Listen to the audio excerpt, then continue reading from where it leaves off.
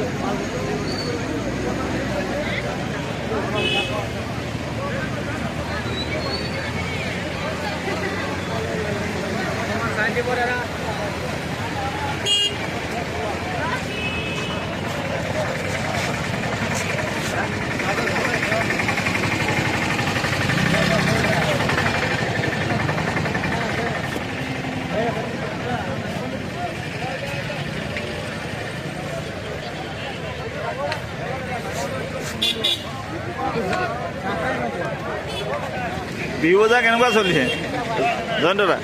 বিহু বজাৰ কেনেকুৱা চলিছে?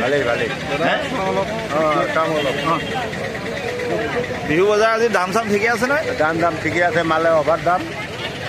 বস্তু ঢেৰ ওলাইছে নি? ঢেৰ ওলাইছে বিহু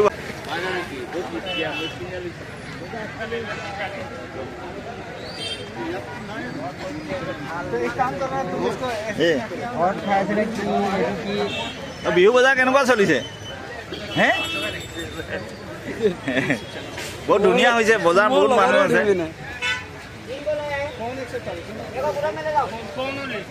দোকান কেনেকুৱা চলিছে আপোনাৰ? চলি আছে ভালে ভালে চলি আছে ন বিহু? ভালে চলিছে। অঁ ধুনীয়া। এয়া আপুনি বহুত ৰাখিছে, চিৰা এয়া কেজি কেজি কৰি ৰাখিছে।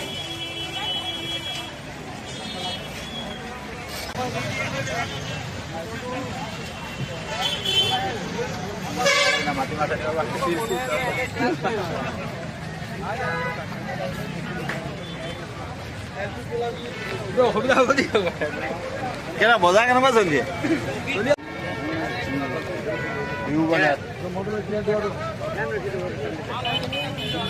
এইটো বন্ধাকবি ক'ৰ পৰা আনিছে? ইমান ডাঙৰ হৈছে? এটা কেই কেজি হৈছে? এটা কেই কেজি হৈছে?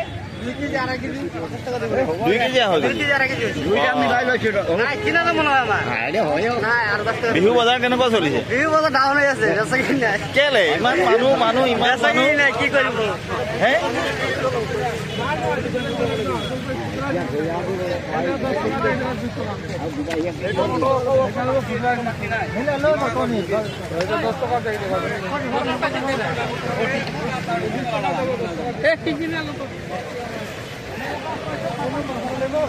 Halo.